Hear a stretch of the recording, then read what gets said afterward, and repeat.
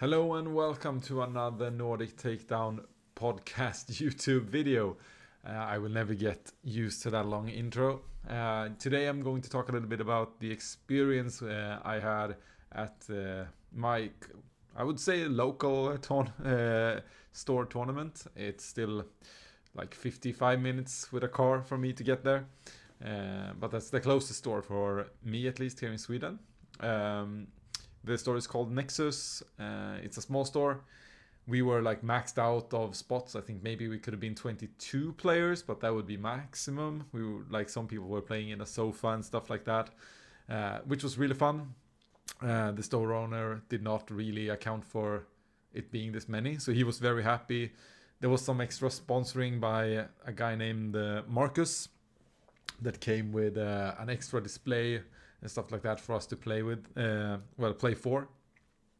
So it was really nice. The pricing was very kind of like generous to the mass. It went down to the top 9.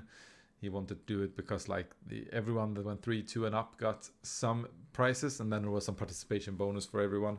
Shout out to Nexus that hold this tournament. It was not a store showdown. It was not like a PQ or anything like that. It was just the players wanted a tournament and the store provided one. So thanks to the players who made this happen, because I was not involved in that in any way. I just made sure that a few people more arrived as well. So I brought Anakin Skywalker again, blue. Continue this after the Cantina Brawl. I made some changes to the deck, not a lot. I added a regional governor instead of a second Anakin TIE Interceptor, thinking the governor would do better into Bosk blue and to ramp decks to call out Resupply or Super Laser Technician. Didn't face a single Bosk blue. There was no in the tournament. Didn't get a lot of use for her at all. Another change I did was removing the 2 top targets for open fire and takedown. I got to use a little bit of this, but other than that, it is the same deck. It is the same high end. It's the same like high end in the sideboard, the tricks, I didn't want to make too many big changes, because I did after all go 6-0 in Swiss and only lost in the end in the final to Azabin. So also on like not having a drop in the last turn on the last round.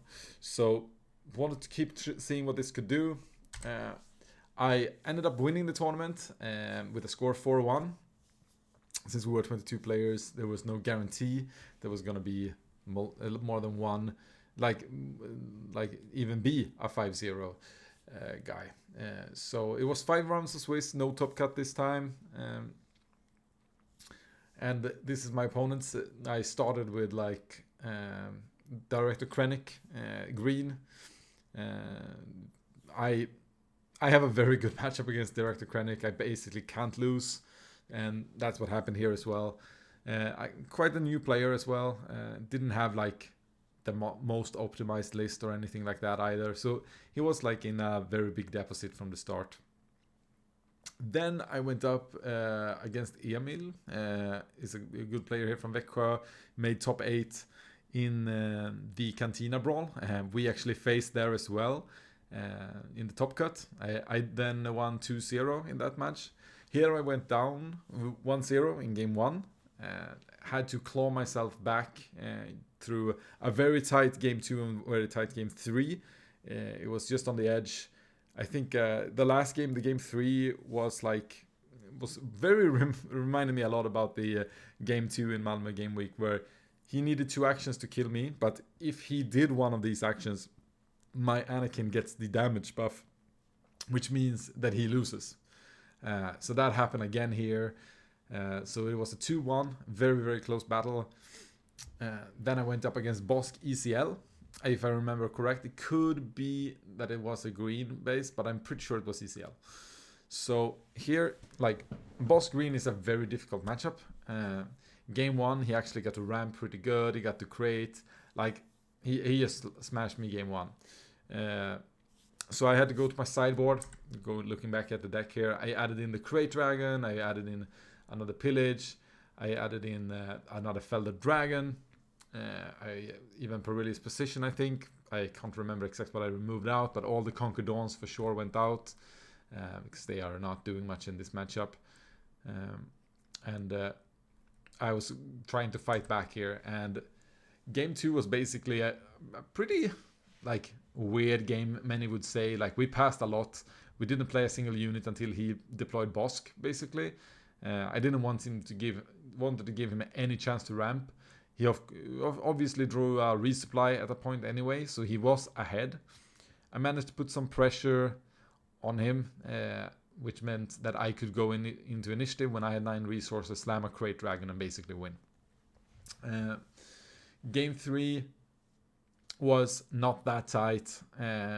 Like, I think I got a pretty good control of his hand, if I remember correctly, and just one of it. But a very difficult matchup, and had to claw myself back twice in this tournament from 0-1 starts, which I'm not very used to.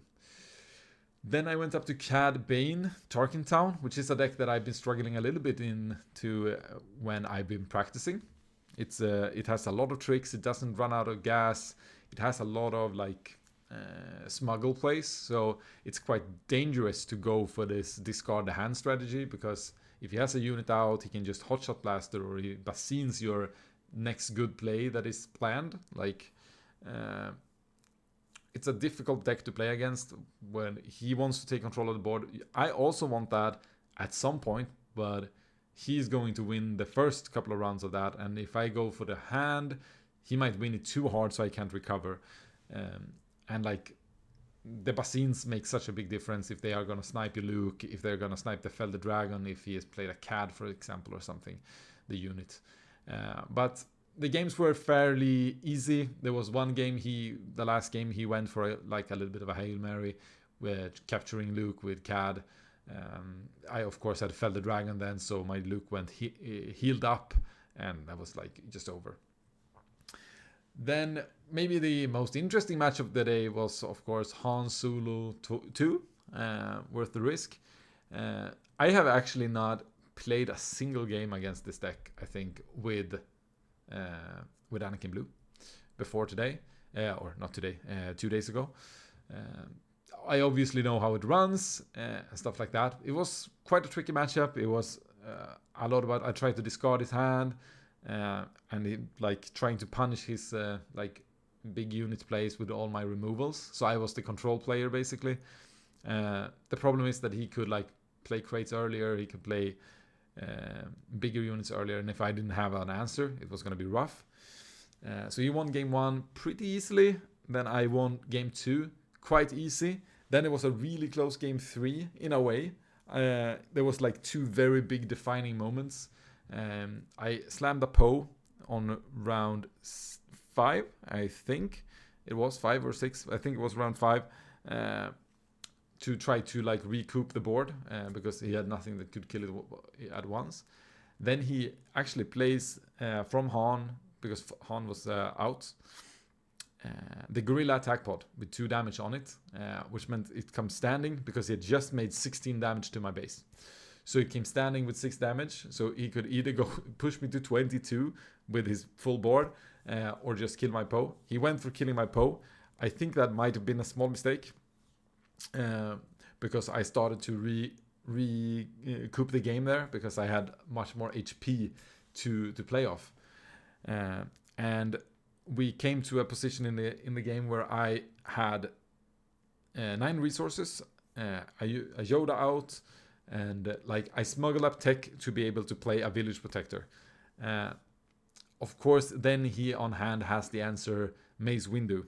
Mace Windu kills my tech, stands up, I have to suicide my Yoda into him, and then remove the other one with an upgrade, and then I'm completely out of cards, and we were up into a top deck battle, which he won.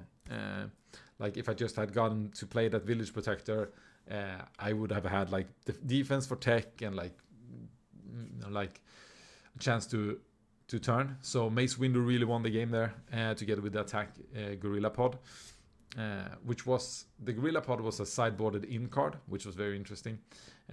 So very well played of him. But yeah, so we were. So I didn't go 5-0, but I went 4-1, and in the end I had the highest strength of schedule since the Ray also went 4-1 that I faced early in the game. So a takeaway here from it was 5 decks that went 4-1. So it was a 5-way tie down to strength of schedule. Obviously, I then won. Second place was Palpatine Yellow. That took a loss to the third place Ray Tarkentown, which I beat, and I lost to Han 2 Blue, so that was a little bit of a one beats each other up here in the top, and then the last one that squeezed in was a Yoda Blue on the 5th place. Started with a loss in game 1, which meant that he had to climb his way back up. And that usually means you have a worse strength of schedule. So I played 2 of these 5-1s. Then I had 2 opponents there that also ended 3-2. So pretty good quality of the opponents that I played. Some final reflections of this tournament. It was maybe one of the few tournaments in the world that had no Sabines in it. A 20-player tournament with no Sabines. There was also no Bosk Blues arriving. The control side was actually me and my friend who took the Anakin, and I would say, of course, the Palp Yellow. We were the most controlly ones on the board on the day.